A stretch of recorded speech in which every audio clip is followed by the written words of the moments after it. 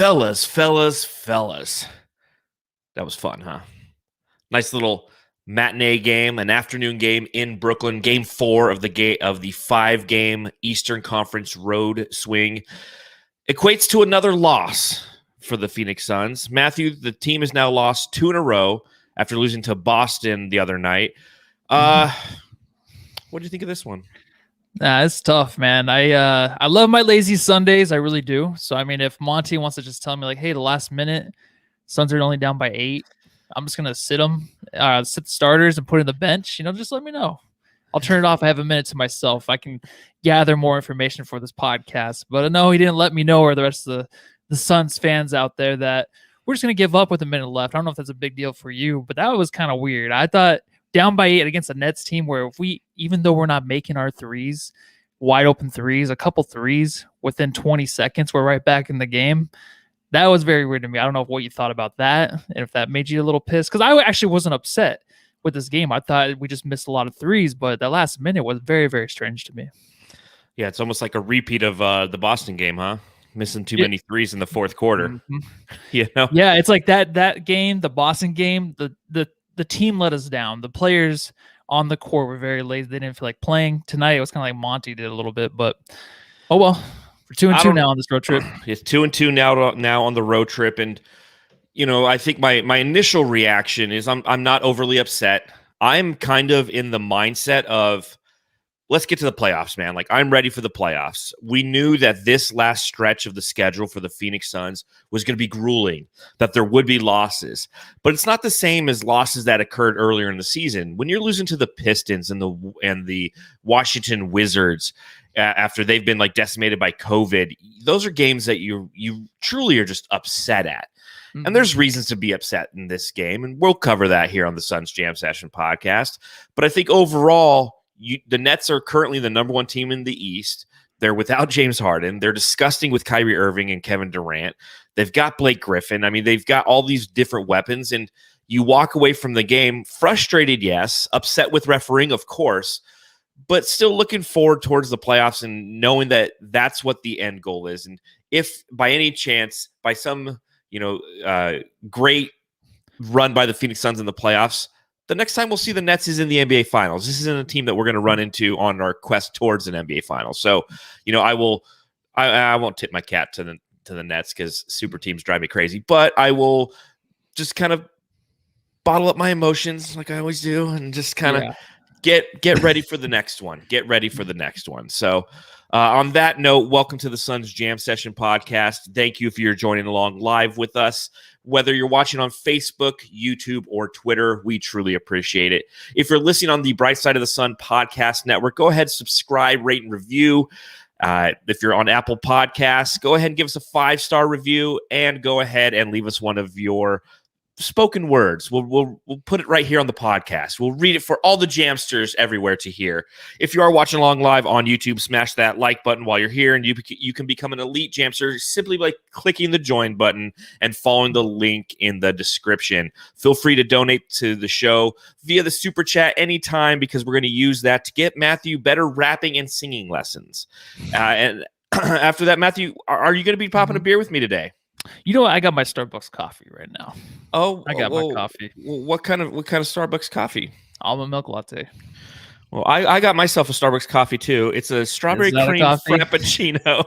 It was like 4 hours ago when I got it, and I just put it in the fridge. I'm like, I'll drink this on the podcast. It looks like ice cream, dude. It looks like it's tasty though, man. Mine's pretty good. So I'm glad we both got our Starbucks, can enjoy the Suns' loss, and the season's over, right? Just kidding. Yeah, I think we need to trade DeAndre Ayton.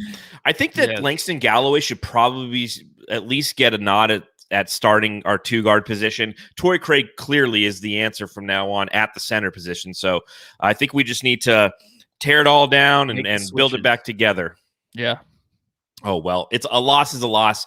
We're still the number 2 team in the Western Conference for right now. Because the Clippers, I think we're now tied with the Clippers. I think we're third now because the Clippers beat us twice, right? This is true. We dropped down. Oh well, it's all right. It's all good. You know what, Jamsters? We're still gonna have some fun. We're a lot to talk about relative to this Suns versus Nets game. So pop them if you got them. I'm gonna pop some Starbucks. Matthew's gonna pop some Starbucks, and we're gonna pop this intro. Hold on. There you go.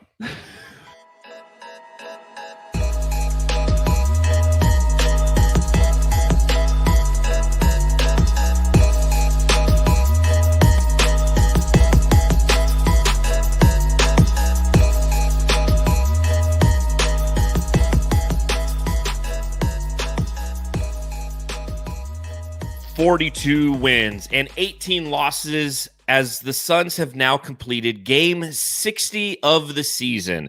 Game 60 is a loss to the Nets by a final score of 128 to 119. And Matthew, as we look at this game, the one question I have for you, what did we learn? What did we learn? Actually, Kenneth Payne brought it up earlier. Sad to say, but we're not good enough yet for this level of competition. It's sort of true. What this reminds me of, kind of like when Booker made his first All-Star game and he went up against the All-Stars, of course, and he just looked out of place because he's not as good yet as a lot of these elite players. It kind of looked like that tonight. I mean, it's hard to match baskets with this Nets team, let alone when they're just drilling threes and in the hands of defenders. You can't match that with twos. And then if you're missing your twos, then you have no chance. So you can see, of course, why the Nets are the favorite team right now to win the NBA championship, because Kevin Durant comes in off the bench and it's just amazing. I don't even know what to say about that guy, but he's unstoppable. Kyrie's unstoppable. So this team is unstoppable. All right.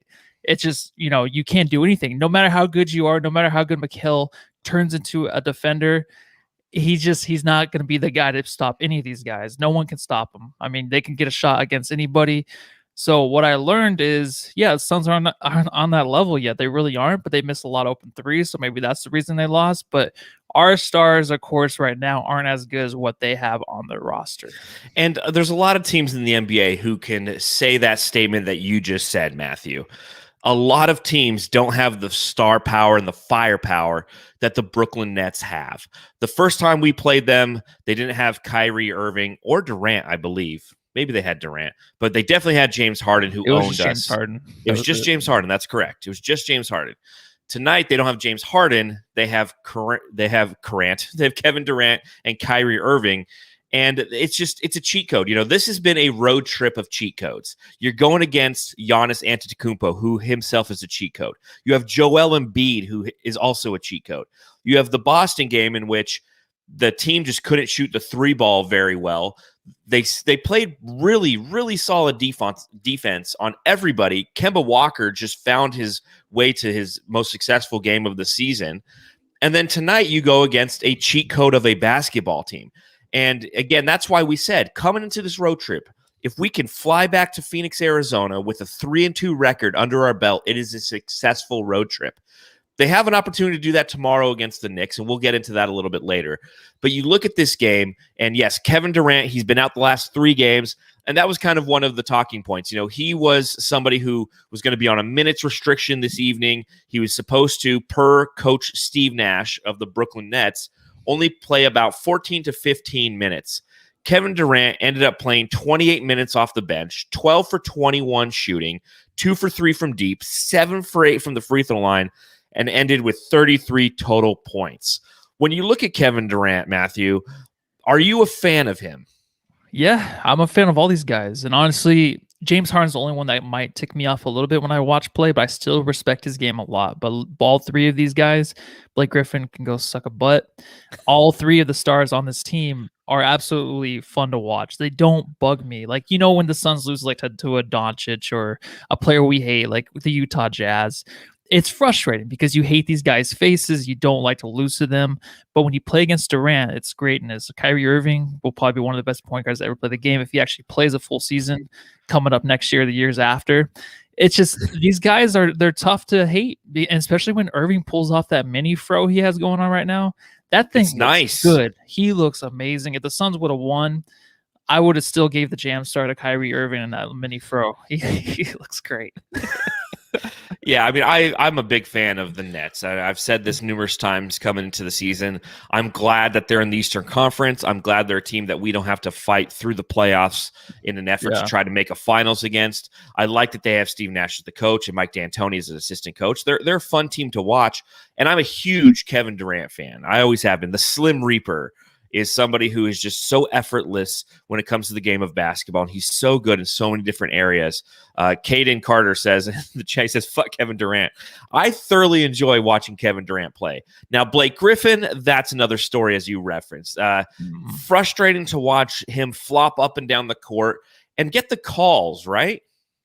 Yeah, it's annoying. When you watch him early, like he is getting pushed around a lot. Like he lets Deandre and he lets these other defenders push him around, or else even on the offensive end, he'll do that early. So then when it looks like he's going to get pushed and he flops, it looks like it's a real foul, because the whole game he's just intertwined with these guys within their arms are interlocked a lot, and then he'll push off of that and flop. And the DA got 2 calls in a row basically that got him thrown out of the game when he got the 5 fouls. But that's just the smarts he has. It's like he doesn't have the athleticism, of course. We're going to talk about him like, he can't dunk, even though he can dunk a little bit now. But his IQ's high. He's just like a hardened player where it's like you got to give him props. He's using his IQ. He's doing what he has to do to get that team to the bonus. And that helps out that team in the end, where you got shooters like Kevin Durant, Kyrie Irving going to the line, drawing the fouls, including himself, Blake Griffin. But it's frustrating to watch. It just sucks because he knows what he's doing all game. Because I'm like, oh, look at Deandre bodying up Blake, pushing him around. But it's just part of the game plan. It's part of Blake Griffin's game plan against Deandre to get that the body to body, and then they can start flopping and get the calls, because that's just what he does. And he was, it was going both ways, because you had Deandre Ayton, who was being as physical as he could be with Blake Griffin as well through the first 3 quarters. I mean, obviously Blake Griffin was somebody who's coming in off the bench, but he was coming in an effort to be pesky with Deandre Ayton, because they had no answer for DA early on. And Deandre Ayton accepted the challenge of playing against both DeAndre Jordan and Blake Griffin and being a physical individual.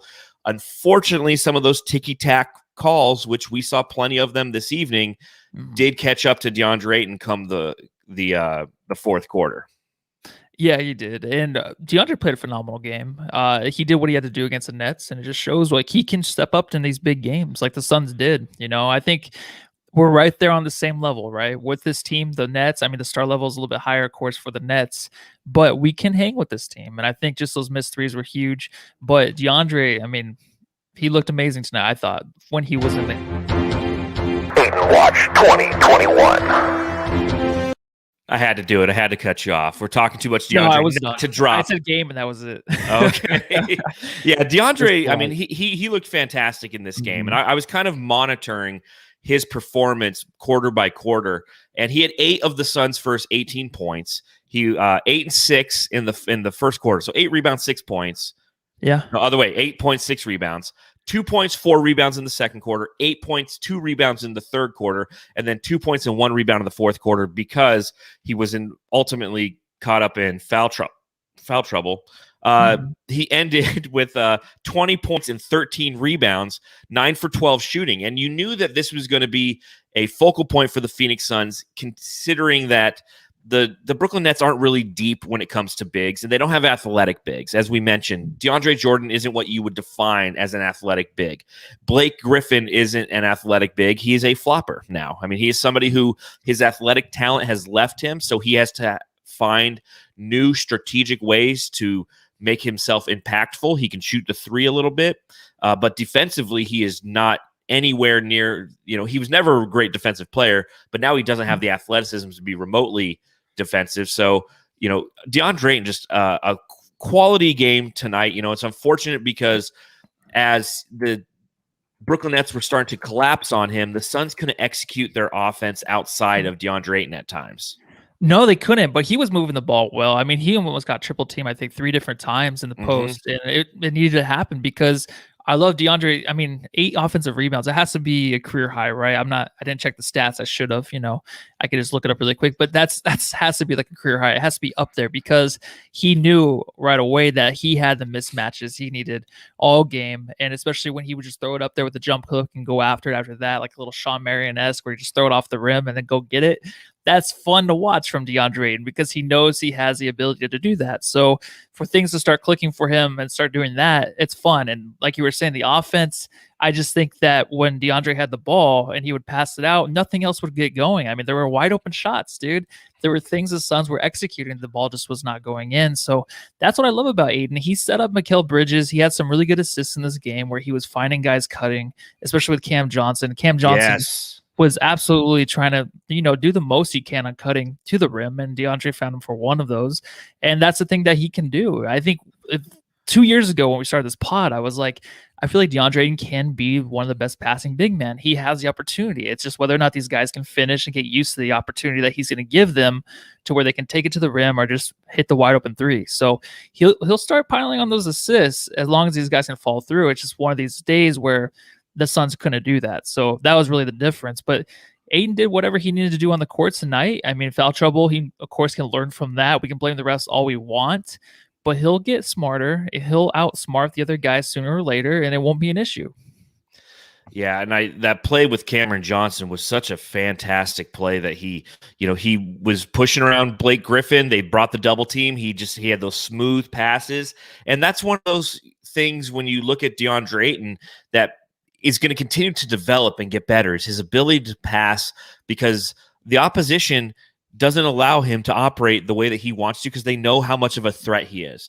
As much as Suns Twitter likes to bash him, and obviously that's those arguments and comments have gone way down as of late because of his performances recently. But as much as everybody would talk junk about DeAndre Ayton, the opposition always knew that guy is highly talented. So a lot of the times in which he would fumble the ball, there's been no room for error for DeAndre Ayton, because the moment he bobbles the ball just a little bit, there's two defenders on him and they're swatting, because I mean that's their game plan. That's how they have to stop him.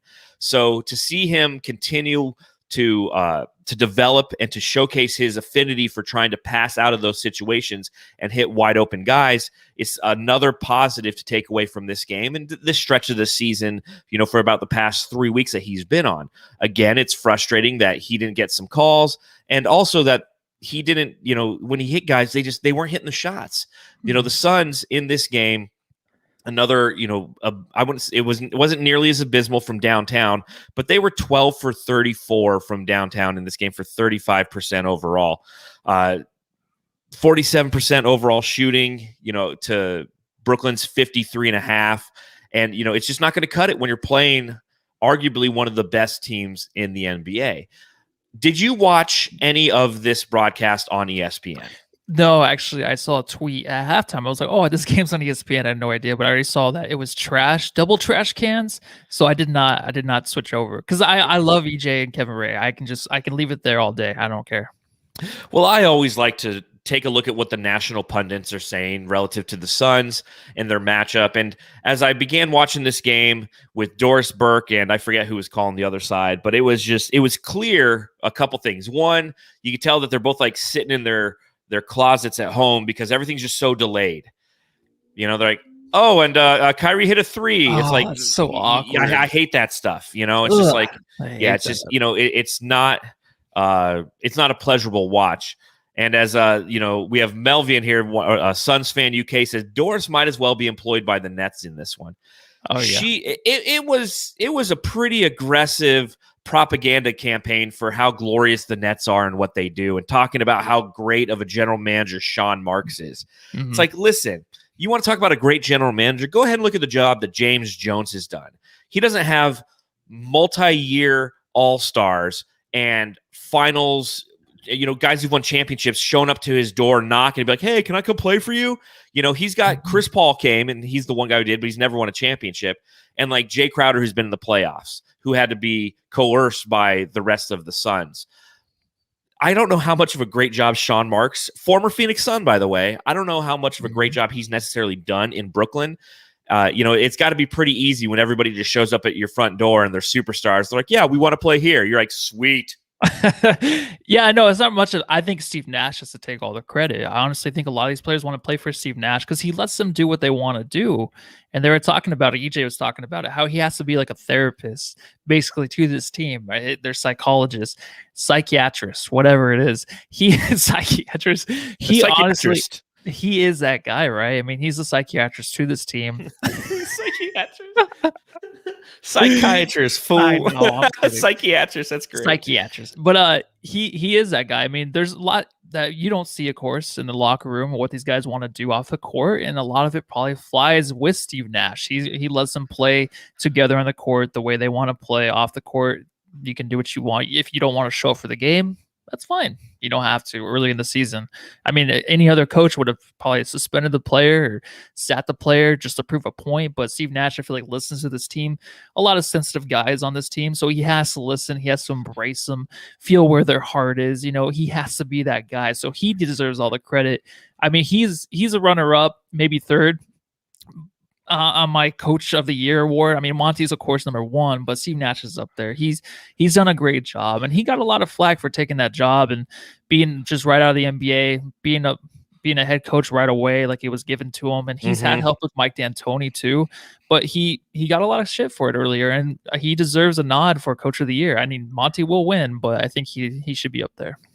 He'll be up there, I think so. But again, I'll play devil's advocate to that. Like, you know, Kenneth Payne says in the chat, says even a monkey could coach this team to the playoffs. And obviously it's a lot harder than that for the reasons that Matthew pointed out. You know, you have egos that you have to constantly stroke, kind of like Doris Burke was stroking the entire Nets team, you know, during this broadcast. And it's not necessary. It's not an easy thing to do. Managing people is the hardest part of my job.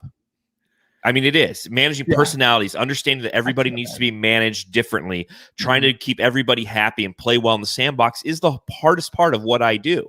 And it's the same for a coach. It's the same for anybody who has to lead people. That being said, the level of talent on this team is ridiculous. It's just absolutely ridiculous.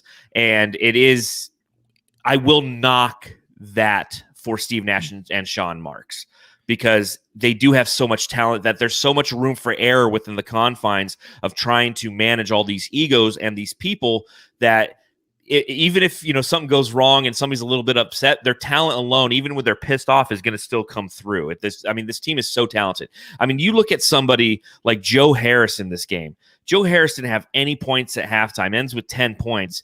And he's a guy who is like, you know, on any other team, he's averaging 18, 19, 20 a night.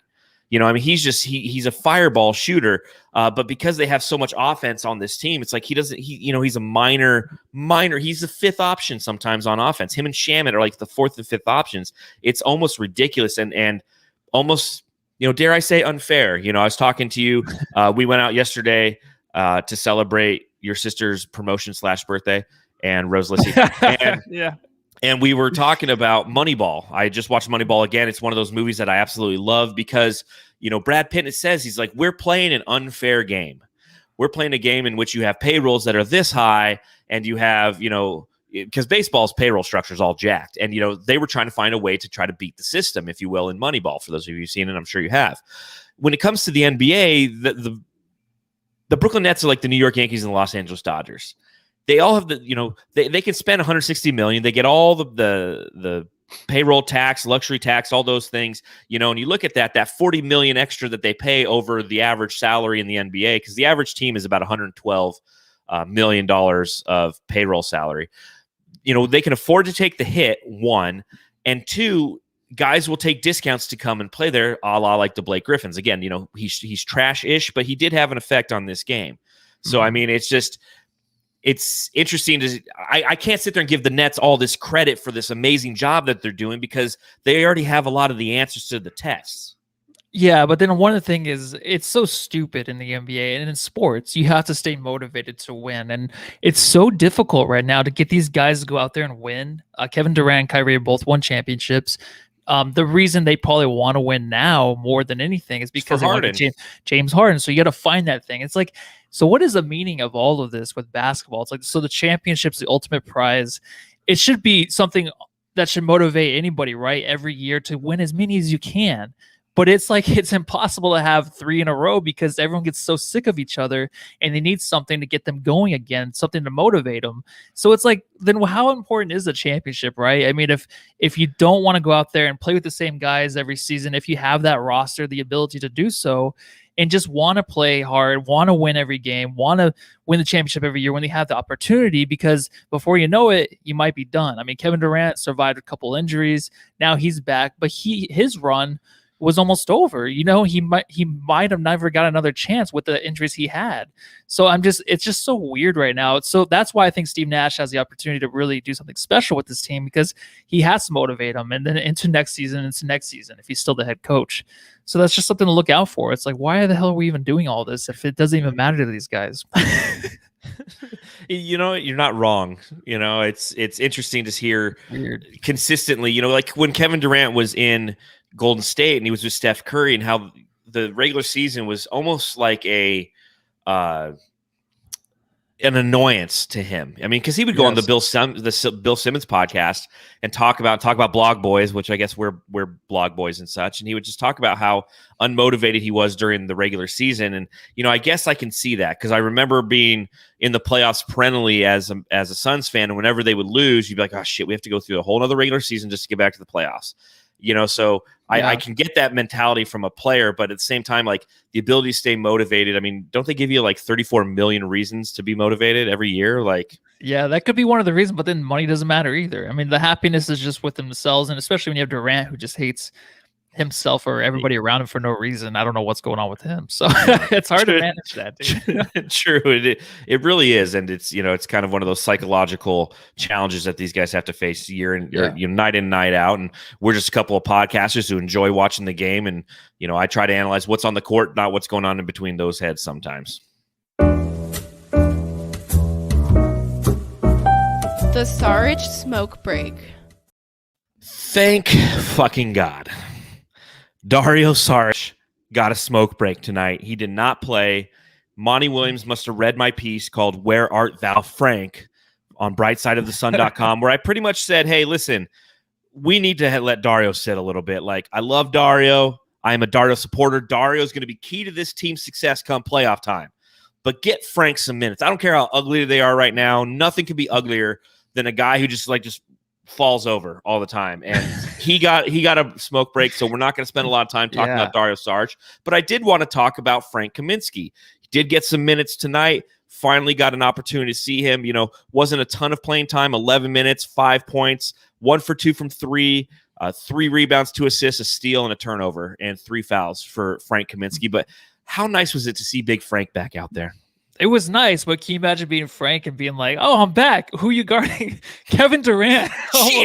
Almost every possession. Like, good luck with that. I mean, whatever is not a foul is a foul. So whatever you do against him, it doesn't matter. Like, you absolutely shouldn't even be there on the court. Just let him dunk it every possession, because the guy was unstoppable. But for Frank, it's good to see him out there. I mean, a lot of these minutes he plays, he's not really like degrading the team at all. I mean, I feel like there's a lot of times in the past where he'd just be like such an annoyance, but now it's just like maybe a few times it's like, oh, why did you do that? But you're Frank Kaminsky. You're limited, right? You're limited in what you can do defensively a lot of the time. So he does his best. It's good to see him out there hit a 3 right away. And we're going to need him, dude, I think. And I think they're going to see, that's the only way I feel like you could have played Frank, right? Is if you just sit Dario for, he deserves some time off just to get things back. And if he is hurt, that's fine. But just sit him. I mean, you have Frank, you have Torrey Craig, you have these guys, even Cam Johnson. Even with Jay Crowder out, Cam Johnson's playing amazing. He's earning himself a starting spot pretty soon. So you have these guys that can step in, and I'm glad to see Frank back. I think he'll help out a lot towards the end when we're not playing Kevin Durant and Kyrie Irving. Well, you know, I think he's very similar to Dario because he doesn't have a ton of athletic ability.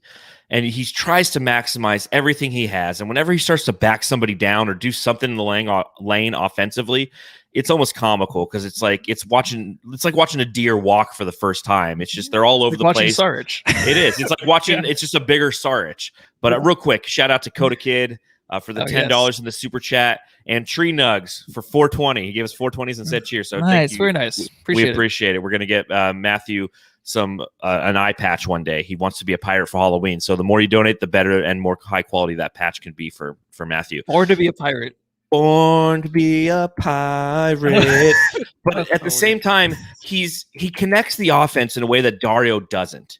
And I wrote about this a little bit in my piece, and I had a trash stat. My trash stat essentially was Frank Kaminsky, in his now 35 games that he's played as a member of the Suns this season, has over 5 assists 3 times. So that's just shy of like 10%. It's like it doesn't happen all the time, but that's 5 assists. He's done it 3 times. How many times has Dario done 5 assists or more in a game this season? Take a guess. Twice. 0. Yeah, 0, of course. 0. He doesn't connect the offense the same way that Frank Kaminsky can.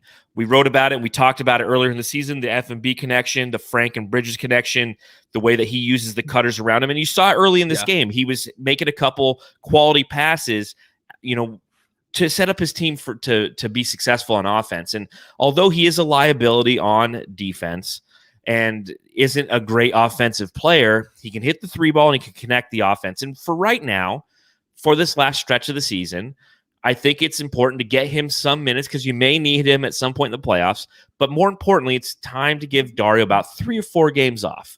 Really give him some time off. You might want to bring him out against Utah or against the Los Angeles Clippers just to, put some more film out there to see what he's got against their backup bigs and things of that nature. And I'm all for that. But get Dario some rest. Give him a smoke break.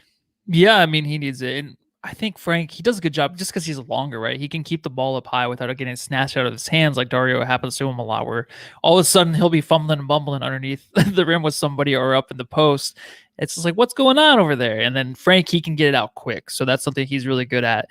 But he deserves the minutes, I think. And right now, Sarge, just wait till after these meaningful games, maybe to bring him back. I don't know. It's a difficult situation for Monty, dude. And that's something that if he brings him back the right time and then Sarge can get back into a groove, that's awesome. Like, that's something that's very difficult for Monty to actually predict and do.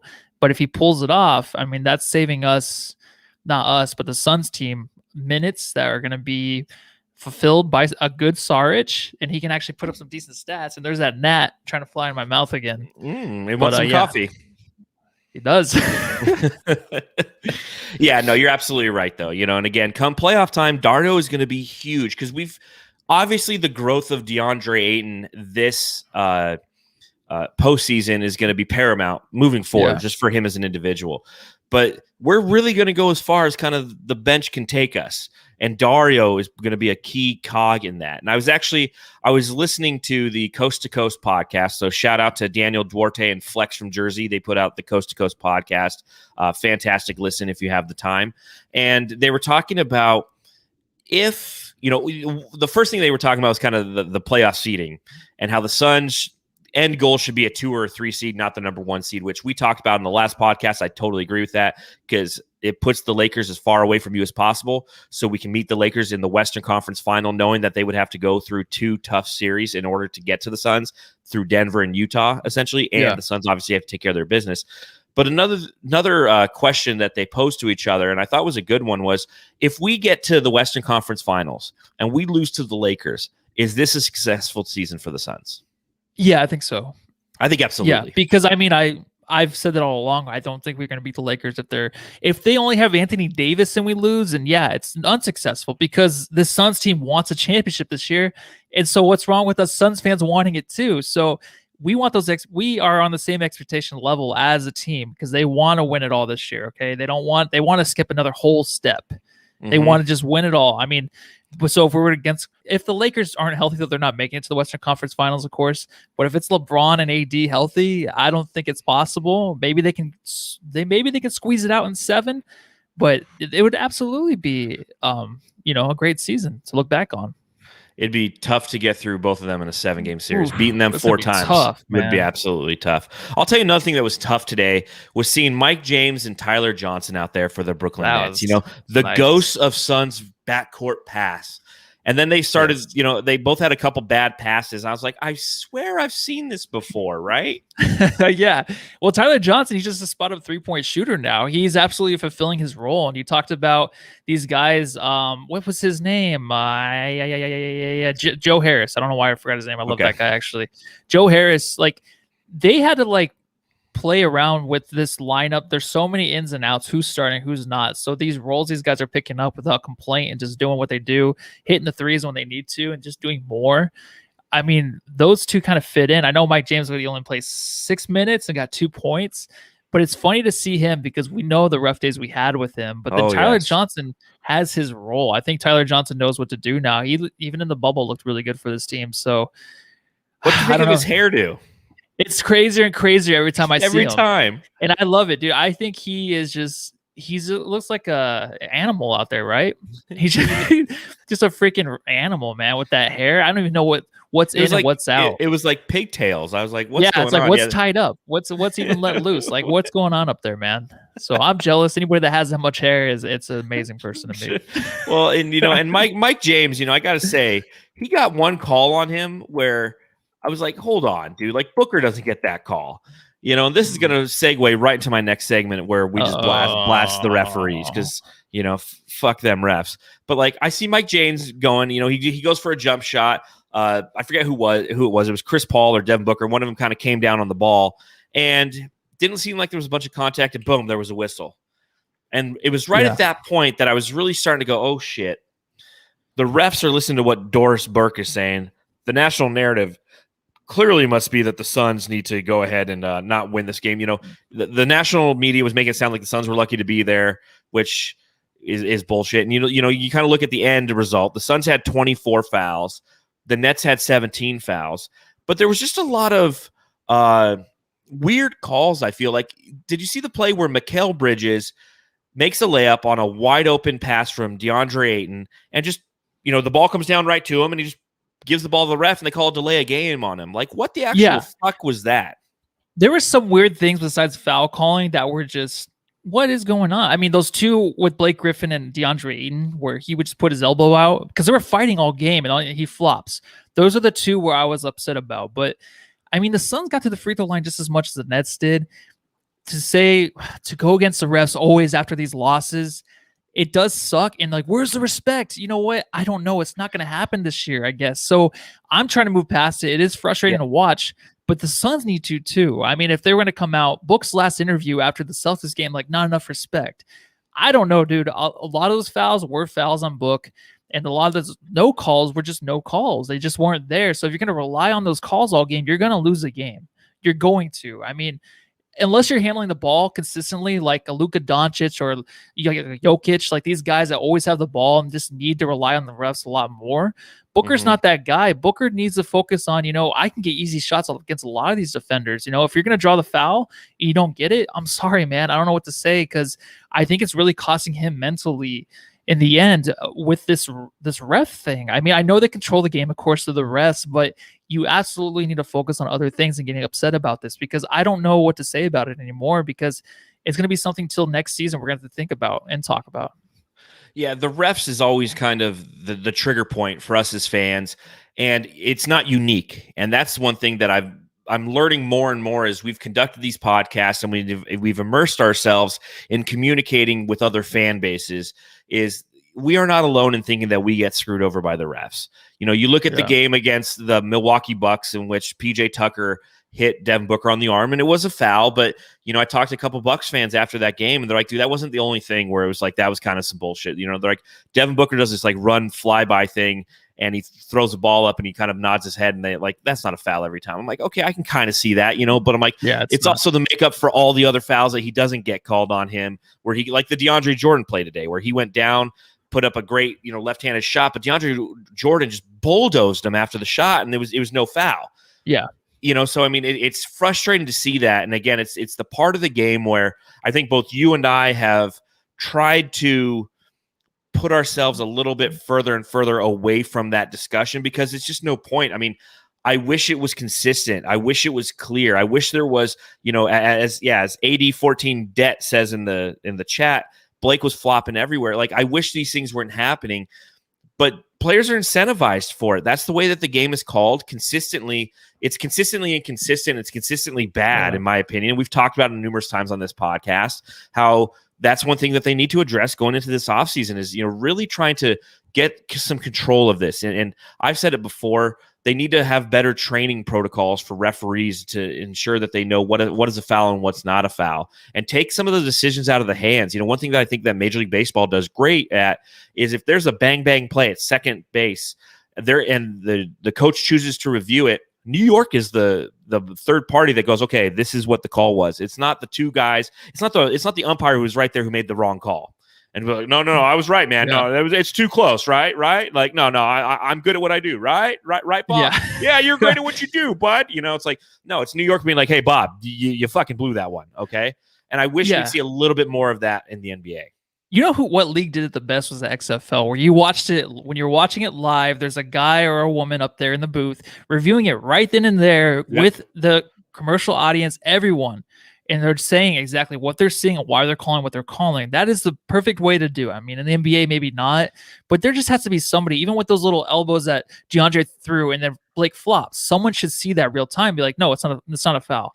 And just be like, no, overturn, just inbound the ball. It was a bad call, and then we'd be very forgiving. But then we'd be like, well, why are we stopping the game because of all these calls? Like, all these calls are getting wrong. They're blowing the whistle. It's a very difficult situation, dude. And Book got to the line he shot 9 free throws tonight. So that was tied with the most with the Nets players too. So I don't know. We just didn't make our shots. If I was a referee and you're complaining, be like, you know what? Make your wide open threes, sons. Make your wide open shots. You have this game. And then your coach is going to pull you guys only down by 8 with a minute left, and you're blaming the refs because you lost the game. It's like, I'm sorry, you got a lot of more issues on your side than what we have. So that's what I would do I'm not a ref lover. I'm just saying, like, once you start doing this, you're going to lose sight of what the real goal is for the Suns, just being a team basketball, playing team ball, and just that's the way they were winning. That's the way they can continue to win. Just focus on that. Well, and you make a great point. Transparency is the best policy, and that's what made the XFL for the 4 weeks that it was on before COVID hit last year really fun to watch. Was you could sit there and actually transparently see why they were making decisions the way that they were. But I digress. Again, the refs. There's nothing you can do about that. One guy I got to talk about though, man, is the motherfucking Juice. Dude, he came in the game today and said, what's up? Is he taking Dario's minutes potentially? I mean, he could. He's been has he been playing better than Mikal Bridges? It's tough because I think Mikal's really tired. I think Mikal is super tired right now in the season. That's my excuse for him. I think you're right. Defensively, you can't do much against these guys. He's playing against Kyrie and Kevin Durant at one time. Like, you can't do much. But right now, Juice, he has that, right? The juice to come in because he hasn't really been playing. So he has all those minutes that he can use with the energy he has. And he's doing everything right. He kind of reminds me of when the Suns signed Tim Thomas. And Tim Thomas, of course, just came in, hit huge threes for the Suns, did some pretty decent rebounding. That's and I feel like comparison. I feel like this is like our Tim Thomas. Like, he's coming in, hitting big threes when you don't expect him to, making great he's the best rebounder on the team by far. He's always in there. He knows where the ball's coming off. He want to do like the Dennis Rodman, just he's watching the rim. He knows exactly where the ball's going to come to. He's always in there. He's ultimately going to take Dario's minutes, I think. And I think Cam Johnson is going to get a lot more minutes. So I don't know where you're going to play Dario right now, except for backup center. But then I don't know. What do you think? Yeah, just Torrey Craig is fantastic to watch. I mean, he just you can't knock the hustle, and he's got the hustle. And you're right, Tim Thomas is a great comparison for who he is. The guy who came in back end of the season. Although Tim Thomas, I think he came in with like 10 games left in the regular season and just carried. He's like, get on my back, guys. We're going through the playoffs, hitting big shots against the Clippers and whatnot. But Torrey the Juice Craig had a fantastic game tonight. Ends with a total of 20 points and 14 boards, 32 minutes, 6 for 9 from the field, had a block, and was just pesky as shit, man. I mean, and the reason I brought up the Mikal question is because there were times where Torrey Craig was also guarding Kyrie Irving and then guarding Kevin Durant. And it was just, you're right about Mikal. Mikal is definitely tired. And he's somebody who is trying to learn and navigate how to push through this part of the season, knowing that, kind of what's coming up on the horizon. It's one of those reasons why you wrote an article on Bright Side of the Sun about players on the Suns perhaps getting a little bit of rest at the back end of the season, because people like Mikal are going to need it. He's tired. Yeah. He's somebody who teams now target defensively. Now granted, when you have to take on Kyrie Irving, we talked about this last podcast, and I know Kenneth Payne actually hit me up during the game and was asking about this. The frustrating thing about Mikal, as great as he is he really has a hard time guarding fast, quick guards. And when the Suns put him in that situation, I almost feel like they're putting him in a situation to fail. If they allow him to play defense against guys who are his position in those games, and let CP3 start off taking Kyrie Irving. Let him try to damper the blow right off the bat, and then maybe via switches and things of that nature, Mikal could actually get onto Kyrie for a possession or two versus every possession. Maybe we'll see a little bit of more offense from him. Maybe we'll see a little bit more defensive production. Mikal Bridges, 7 points, 0 for 4 from three-point land, 3 assists, 3 rebounds tonight. What do you think about that? I mean, it was nice. I think he stepped up in certain ways, but I liked how you brought up, I think yesterday we were talking about, you're like, I want to see Chris Paul on Kyrie. And I think Chris Paul kind of held his own a little bit. It's fun to see those two go at it because you can see like after the dead ball plays, you can see them talking to each other, like talking about like, what the hell are you doing there and all that stuff. It's fun, but Mikal can only do the best he can against these guys. It's just another level he has to go up against. And it's impossible, dude. If you ask any of these guys to go up against those superstars, no sleep the night before. How do you even sleep knowing you have to guard Kevin Durant and Kyrie Irving the next day? Like, no sleep. You would have to just smoke a bunch or something, or take a lot of, what do you take to go to sleep? Melatonin. There you go. Take a bunch of those. Take some of those. we call them mellies. But yeah, I mean, back to Torrey Craig real quick. The Juice. He's somebody who, I'm continually impressed by. I'm continuing to see how Monty's going to deploy him on a night like tonight where he proved like, hey, I'm going to give you the minutes. Show me what you can do. He had a massive impact on this game. And Buck Dog asked the question, like, who did Craig play for last year? He played for Denver last year. He signed with the Milwaukee Bucks this season and then was traded for cash considerations. But I think in short, you can say that he gets around, Oh, my God. How'd you get this video? Was that you? Is it playing or no? Oh, you can't hear it, can you? No, I can't hear anything. That's me it. At a very, very pleasant dive bar over here singing karaoke. I got to figure out how to put these on to where you can hear them. It's so good. Dude, I was getting into that. You see me stepping backwards? Yeah. I got my hand in my pocket. Sweet moves. It's Matthew singing I Get Around. If you guys want the video, DM us and we'll send it to you. I'm gonna figure a way to get this on here because it is okay. Yeah. Buck Dog says moment ruined. I set it up so perfectly I forget you can't hear the audio. I can hear it.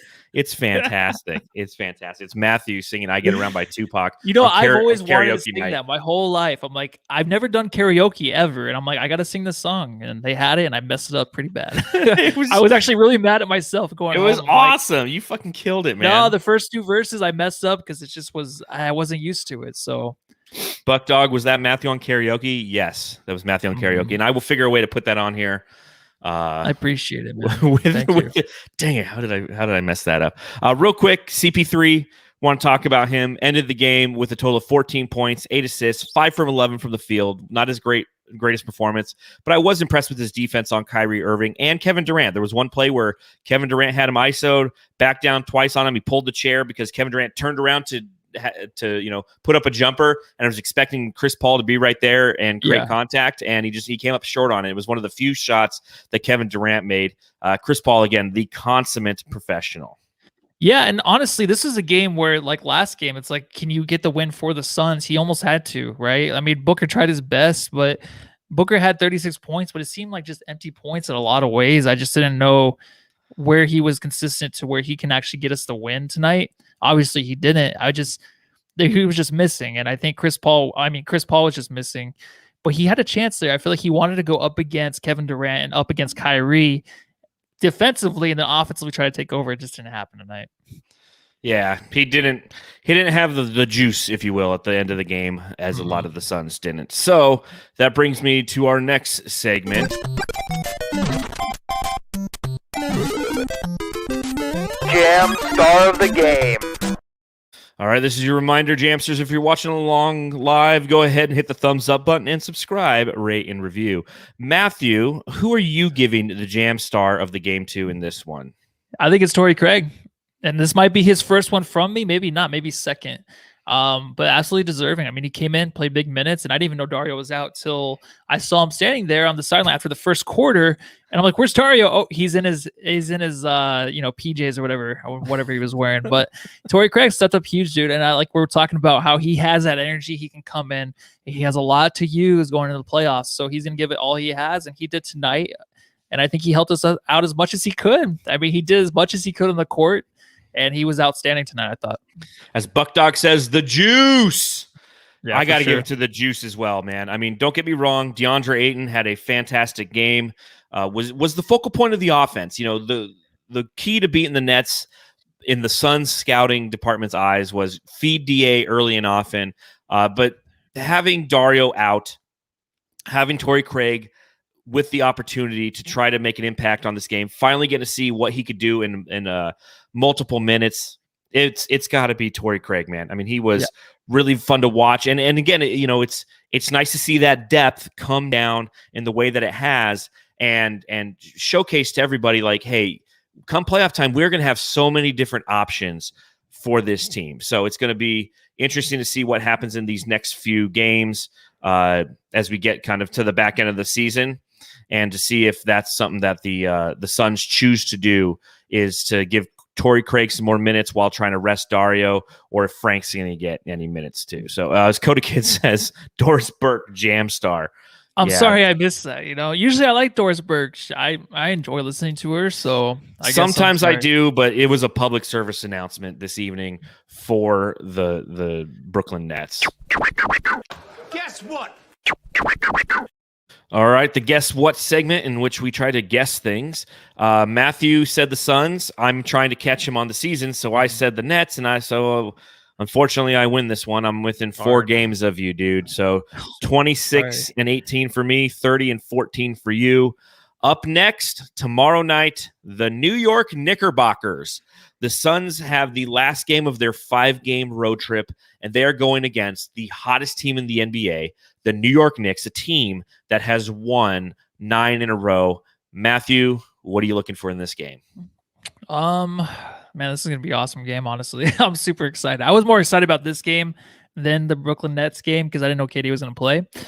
I am looking for Mikal Bridges and RJ Barrett. RJ Barrett is handling himself very well. You know, the 3rd pick in the NBA draft 2 years ago. And I think he's improving, but he just does the little things on the court. He's not too drastic. He's not trying to ask for too much from his teammates. He does little things I love. And maybe Mikal Bridges, it'll be like an off night, kind of in a way where you're playing a guy who's not going to really out athleticism you. And this podcast. What am I talking about? But he's just a guy where, you know, it might be a little bit easier to guard, and then we can see a good Mikal Bridges defensive game against maybe someone that's kind of on the same level as him. I think RJ's handled himself very well, but Julius Randle, we're all big Julius Randle fans. He's amazing. I got to watch him yesterday. He's a different, I mean, he's always been good. We've always loved him, but he has improved the game so much where he just sticks out of that team like a superstar. So it's going to be fun to watch him, to see who the hell guards him. Maybe it's Mikal Bridges, who knows, but I'm watching Julius Randle, dude, and I'm watching what DeAndre does to respond on a second back-to-back. Yes, I'm watching Julius Randle. I'm watching this whole team, man. You know, it's exciting. It's a team that, much akin to the Suns, have not had much success in the past decade. So, you know, it's almost like a kindred spirit. You know, you look at the Nets, and it's a team that is steroided out, and although they have a connection to Phoenix through personnel, it's a team that's on a different playing field because they have all these superstars who play there. And then you have the Knicks, who's just kind of, you know, been a dumpster fire in the NBA for quite some time now. And to see them be successful, I know that the people back in New York are thoroughly and utterly enjoying this. Julius Randle is a beast this year, 24 points a game, 6 assists, 10.5 rebounds. As you mentioned, RJ Barrett starting to come into his own a little bit. 17.6 points per game, also has 5.6 rebounds and 3 assists, and is somebody who shoots 38% from deep. And it's a team that, you know, you take those 2 young guys and that core, you put around them Derrick Rose, they have Nerlens Noel, they've got Emmanuel Quickly, the rookie, has been doing a fantastic job for them as well. And they got Obi Toppin. Remember how much I wanted Obi Toppin yeah. for the Suns? He'll still be pretty good. Anything. Well, it's unfortunate tough for him, because he's played in 51 games this year. He gets 11 minutes a game and he scores 4 points a contest and 2.3 rebounds. It's because he plays Julius Randle's spot. The whole purpose was to bring him in, and maybe Julius Randle wasn't going to work out, and then all of a sudden, boom, Julius Randle worked out. So Obi Toppin, man. Yeah, he still has a future. I think maybe, of course, he might be traded. Who knows? But, I mean, any rookie coming into the season, especially when you're a bigger guy, it's going to be more difficult for them to start learning. I mean, we have our own issues with, I was going to call him Flex Sticks. And but he's absolutely a guy that needs to feed off of other guys, giving him the ball in certain situations too. So you're not going to see a lot of that really right now from him. So next year, see what happens with him. But yeah, we were big fans of him, dude. We're like, if he falls, we got to get him. We got to get Obi Toppin. I was all about that Obi Toppin life. Yeah. But, again, long career ahead of him. And, there's another big guy from this draft who hasn't really had an opportunity to pan out because big guys, one, take longer to develop, and two, this was not an ideal draft to come out of given the fact that there was no training camp, a very muted preseason, not a lot of opportunity to develop, just like Jalen Sticks Smith as well. So all that being said, who wins the game, Matthew, the Suns or the Knicks? Suns. All right. Just in an effort to catch up on you, I will say Knicks. So if you catch up to me, that means the Suns ended the season terribly, right? Yeah. Well, if you keep picking them. You don't get to win anything. If you get to keep picking them, I'm going to. Okay, well then you keep picking them, and I'll have to keep picking. Like just once pick the other team. It's like okay, fuck. I want you to pick the other team, man. I want you to pick the other team. So, I feel like there was one other thing I wanted to mention real quick before we got out of here. Oh God, this kills me. I didn't put it in my Mortal note. Kombat. Mortal Kombat. We talked a little bit of Mortal Kombat. What do you think? I loved it, dude. I think it's great. I give it 10 out of 10. I think it's just a perfect video game movie. Like it's so quick. They cut to the shit. There's no dramatization in it. Like you don't have to wait and sit there through long scenes. It's just, fighting and fighting and fighting, dude. Yeah, no, I thoroughly enjoyed it. It was what it was supposed to be. A fun, entertaining, stupid movie. Like I was talking to somebody and they're like, well, the plot holes in the movie are very apparent, And I'm like, dude, it's a fucking Mortal Kombat movie. Like, what are you trying to, like, you're not going to try to win an Oscar with Mortal Kombat. I know. The actors weren't that bad either. I thought they did a solid job casting, dude. I did as well. So, that's good. God, I feel like there's one other thing I wanted to talk about. Was the Suns related or out of? It was Suns related. It was Suns basketball related. We talked about the Knicks. We talked about, is it playoffs? No. Let's just. Is that it? Oh, you got it? You hear that? Some of the squeeze crowds are squeeze me. Everybody squeeze me. Take it easy. They land and easy. Land easy. You're bustin'. Bet you got one team blind side. Just because I'm out of little blind guy. That's why it don't matter. My pockets got fatter. Everybody put the corner. Ladder.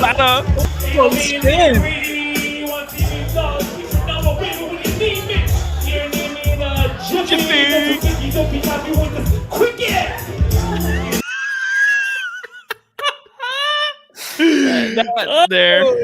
Round and round and round we go. Wow, that was good. That was the best verse I sang too. Thanks for not showing the other ones. Yeah, I know. I got the money in the bank. So thanks for showing that at all. I don't know why I'm thanking you. It was fucking fantastic, man. So I think good. I think on that note, you are our jam star, Matthew, for getting on the mic last night and just rocking out to Tupac. Dream come true. Especially. Yeah, that woman filming in the back. What about her, Blackout Suns? You got a problem with her? He's talking about the woman who's filming you in the back. Oh. Yeah, that was Shannon. Oh, was it Shannon? Okay. It was I was just focused on myself. So I think on that note, we're going to call it a wrap on this episode of the Suns Jam Session podcast. So again, if you are watching along live with us, thank you. Go ahead, subscribe, hit the thumbs up button, let everybody know where to come when the Suns games are over and if they want the best Suns content on the interwebs. If you're listening on the Bright Side of the Sun Podcast Network, go ahead and subscribe, rate, and review. You can follow me on Twitter at Darth Voida. You can follow Matthew on Twitter. I'm Matthew Lissy. And you can follow the show at Suns Jam on Instagram, Twitter, and the Phoenix Fans app. On that note, I'm going to, it's only 4:00 in the afternoon. Shit, I can still go do some things. So yeah, go do this those is gonna things. This is going to be fantastic. So on that note, Suns fans, we'll see you tomorrow. Hopefully a better result. Yeah, don't forget to watch Game of Thrones tonight. Everyone go home and love your family. I just had a Pizzone.